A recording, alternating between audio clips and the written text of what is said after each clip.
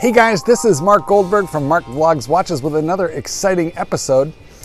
And today we are going to talk about a watch that I have sort of had a funny and strange reaction to. I almost don't know what to think about, my own thought patterns here. But before we get into the meat and potatoes of this particular video, let's go ahead and do the quick fist watch check, and I bet you can guess what it is.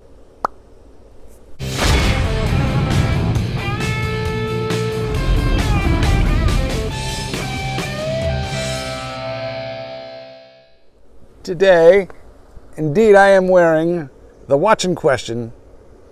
Look at the beautiful flower beds behind me. But today I'd like to show you the landscape, the manscape, that is the SBGA229 Grand Seiko spring drive diver loaded with Zaratsu polishing. And that's what we're going to talk about right now. Now guys, most of you know from my channel that I am sort of a Rolex fanboy. I don't know why I said sort of. I'm a Rolex fanboy. I make no apologies about it. There's lots of reasons for that. But actually, I think that's a whole separate video. Today, let's just focus on the Grand Seiko. And the first thing I want you to know is, I like it, okay? I'm very surprised that I like it. I didn't fully expect to like it, but I like it. Do I like it as much as a Rolex? No. Is it as good as a Rolex? No. Does it have value on its own, and does it have some place in my collection, in my horological universe? Yes. Now, look, here's the thing.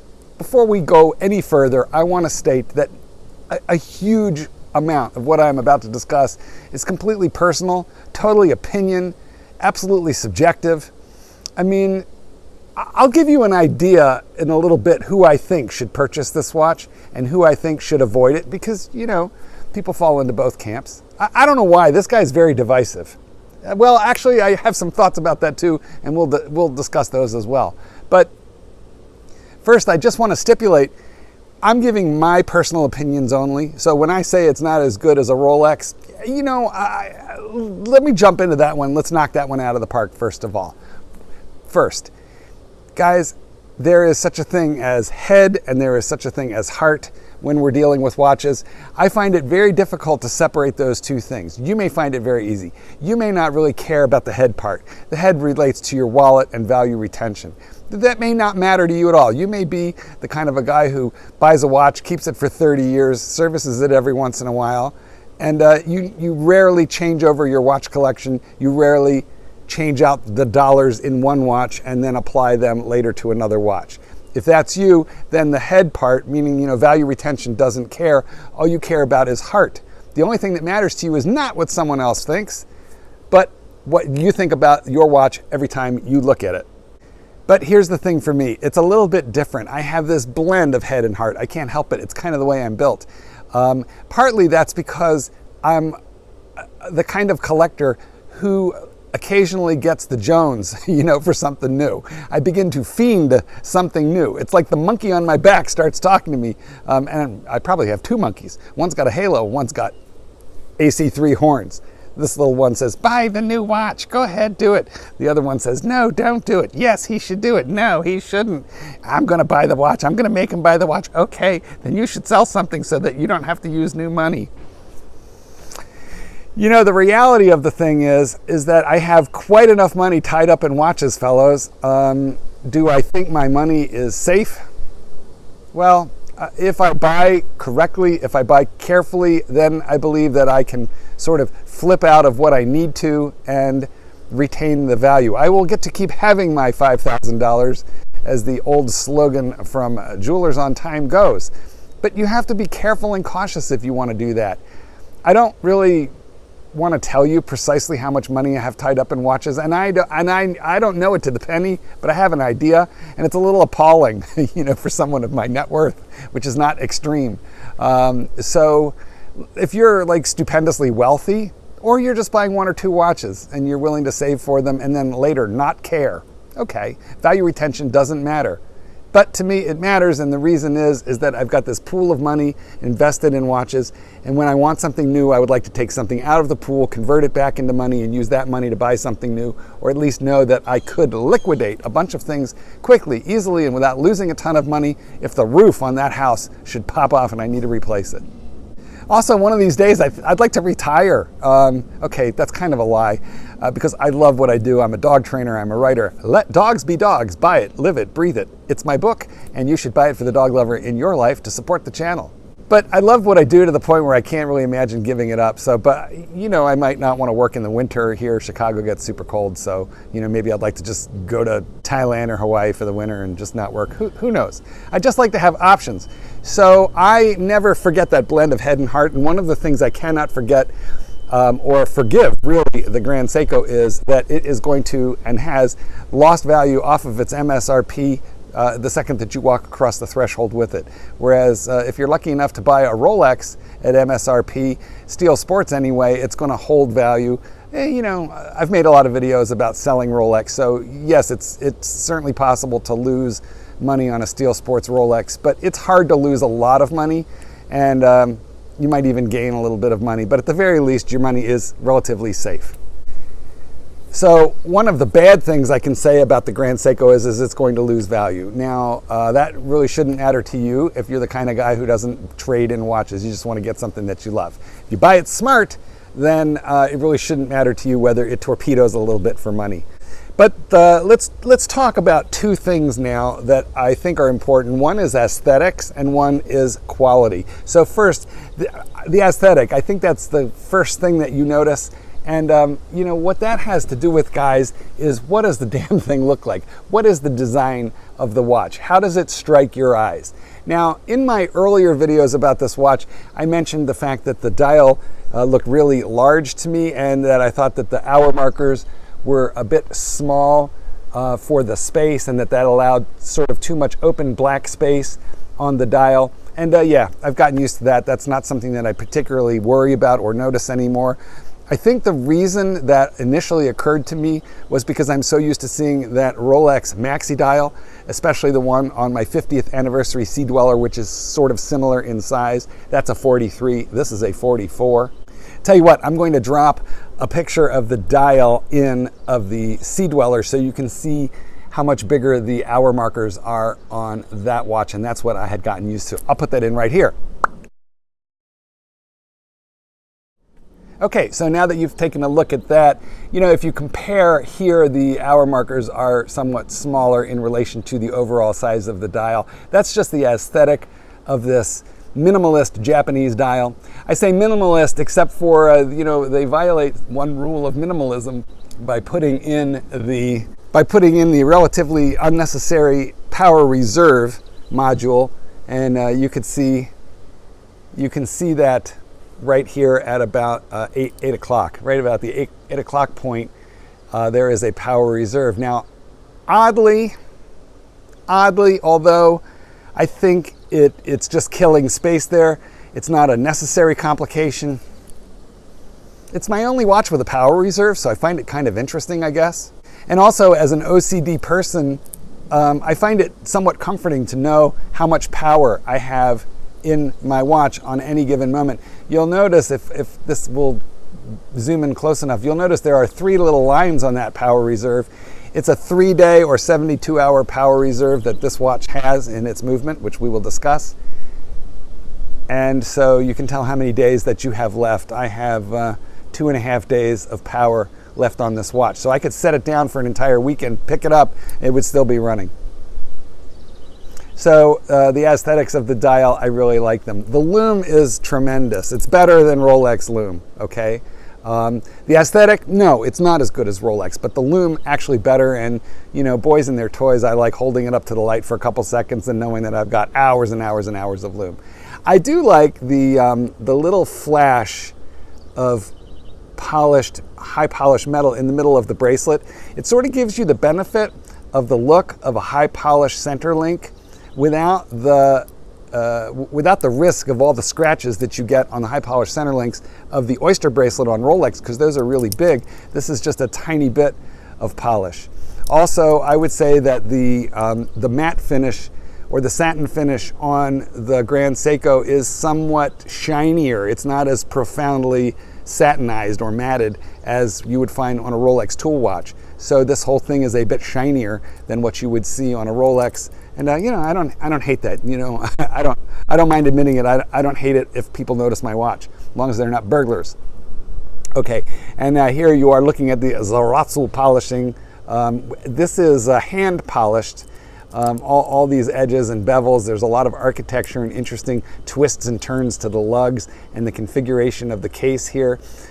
These are Zaratsu polished, which is a craftsman individually polishing these on a buffing wheel, and that buffing wheel isn't made of a cloth with compound on it. It is a tin plate, and apparently that's how the Japanese used to polish the katanas, the samurai swords that are so well crafted and so valuable. So there is some handwork and some real polish that goes in this. Now, I think that Grand Seiko owners can get a little too crazy and a little too wrapped up in the value of the Zaratsu polish, because when you go through life with your watch, you're naturally going to pick up little scratches and micro fine little marks on it. And so eventually life will just kind of wipe away some of your Zaratsu love. However, it's nice to know that this was touched by a human being, and in fact it was assembled and regulated by a watchmaker.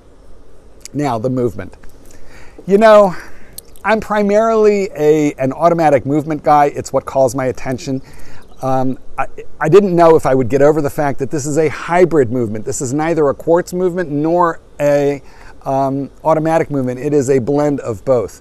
Real quick, there is a spring in here and a rotor. Okay, so it's automatic winding, or you can hand wind it. And what that does is it tightens up the mainspring, same as any automatic watch, except for as that watch is unwinding and beating, what it is doing is it is sending power to a quartz crystal, which is vibrating at a known beat rate. And then that is, you know, gosh, I wish I had taken more electrical engineering courses, but what that is doing is that is sending power to a set of gears and wheels, just the same way as you would have power sent to gears and wheels in a fully automatic watch. But rather than an escapement, tick, tick, tick, tick, tick, tick, tick, that's the tick-tock sound you hear in a watch, is the escapement regulating the balance wheel so that the hands are turning at a precise and known time. Rather than that escapement, what you have in this watch is two electromagnets, each of which serve as a brake. Stop it, let it go, stop it, let it go, stop it, let it. So that's replacing the notion of the escapement. So it's a hybrid movement. It's neither fish nor fowl. It's definitely kind of like a weird concept, I think. However, it yields two interesting things. First, see if you can get a look at the sweep of the second hand. There is no tick-tock. It is just smooth.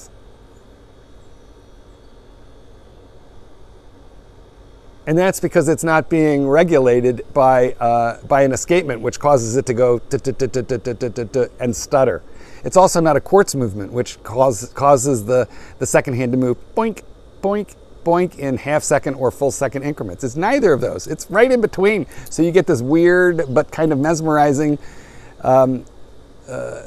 uninterrupted, gentle sweep of the second hand. So that's a little fascinating. And what I definitely appreciate is the accuracy of this thing. My watch, it's rated to run plus or minus half a second per day, but mine is running better than that as near as I can figure. It's somewhere around a tenth of a second fast, like not much more. So I can let it go for days and days, you know, without regulating it all. And then eventually I'll have to pull out my known reference time. I use an app on the iPhone, pull out the crown, wait like 1 Mississippi, boink, put the crown back in, and now I've matched it back up to atomic time. So keeping this thing regulated is extremely simple, to the point where I often use it to set my Rolex watches, okay? And I just sync my Rolex watches up to this, because those guys are going to vary depending on the age of the Rolex and the model and the movement that it has. My Rolexes are going to deviate by +2 to 4 to -5 per day. And I'm like OCD, so I like everything accurate. Okay. The bezel, I've spoken about it in previous videos. It is nowhere near as good as a Rolex. So anybody who says that this watch is as good as a Rolex, you know, when you turn the bezel on a Rolex, you feel like you are playing with bubble wrap. I mean, it's a feel and a sound that is just satisfying to the point where, you know, if you were a little kid, you would just be back playing with bubble wrap. and this is mushier, creamier. I mean, it's accurate, okay? It's not misaligned or anything weird. Speaking of which, I better realign it before some of you people get into the comments and call for the bezel police. But it's just not nearly as satisfying as the Rolex is. And I don't know about you guys, but to me, bezel is like super duper important when we are talking about the quality of a dive watch. And this one has, you know, mediocre turning action. I would give it a B-. The other thing that I think is a bit odd is this clasp arrangement. I'll put in the description of this video, I'll put a couple of links to other videos that I have made where I discuss this in much greater detail. Let me just say, regarding this clasp, what we have here is a highly adjustable dive clasp that allows you to dial in micro increments so you can get this thing fitting super comfortable at any given point in the day. It takes 2 seconds to make it a little bigger, a little smaller, so you can go through the day as you're going into the heat, out of the heat, etc., making micro adjustments, and that is on the wrist, and that is a beautiful thing, but it looks too thick. Look at how tall that clasp is. Oh, and it also has, you know, this is overkill, guys, but it has these micro adjustments on the side, you know, where you would stick a thumbtack or a paper clip in there, you know. Don't ever do that, by the way. Be like Mark. Use a toothpick when doing micro adjustments on your clasp, because you will be able to depress the spring bar, but you will never scratch up the flanks of your watch. So use a toothpick. But like, this is overkill. You don't need this. Why? Because you have the ability to just easily ratchet this in or out in these tiny little increments, and you do that on the fly and on the wrist, but I don't like the way it looks, okay? It's a weird combination of too thick and too thin, so the overall stack is too thick, but some of the individual components are too thin, like these pressed metal bits, you know, right here. So, you know, this is an expensive watch. It just should not have pressed metal in it. That being said, the engineering of the thing is incredibly clever. So I feel like the Grand Seiko engineers have gone with a little bit of function over form, and hey, that's Japanese engineering. It's probably barely ever going to need a service, going to run forever, going to be accurate, but there are going to be slight emotional compromises that you will make with this watch, in my opinion, versus a European Swiss luxury watch such as a Rolex. Guys, I have been waffling on for quite a while now, so let me kind of do a recap here. Who should buy a Grand Seiko dive watch? You should buy one if you have already got a full drawer of Rolex dive watches, Tudor dive watches, and you just want to break it up with something Japanese because you've got plenty of European. You should search out for a good deal. I got this one at exquisitetimepieces.com. Nick Lucas, thank you. You took very good care of me. So the fact of the matter is that if you've got like a really full collection and you want to round it out with something Japanese, I can recommend this. I really like it very much. If you are a one and done guy, and if you prize accuracy above all other things, this is a fantastic watch. And by the way, for its size, incredibly comfortable. You know, it wraps the wrist. I'm going to take it off one real quick and show you. You notice how these lugs turn down, you know, and so what happens is when they are on the wrist, they just wrap. Let me make an adjustment here and show you. They just wrap the wrist, so the thing is, you know, incredibly comfortable relative to its size. A Rolex has very straight lugs, doesn't downturn the way this does. So a Rolex, a big one anyway, can tend to rock a little bit on the wrist, and therefore it's less comfortable. This is brilliant in terms of that design. So if you are a one and done guy and you don't care about retained value, you can buy this. If you got a drawer full of Rolexes and you want something else that's pretty damn good quality, likely to round out your collection, something to rotate into when you just say, hey, today Rolex, you guys are staying in the drawer, that's what this is for. But if you want excellence of European quality, if you want the best overall experience, the best blend of head and heart, well, I would pass on this one. I personally like it. It's staying in the collection. Will I eventually flip it? Well, you people know me, but I do not have an itchy trigger finger on this one, and that is saying something, my friends. Thanks for being with me throughout this entire video. I would appreciate it if you subscribe now so we can do this together again. Bye, let dogs be dogs. See you in the next video, kids. Goldberg, peace out.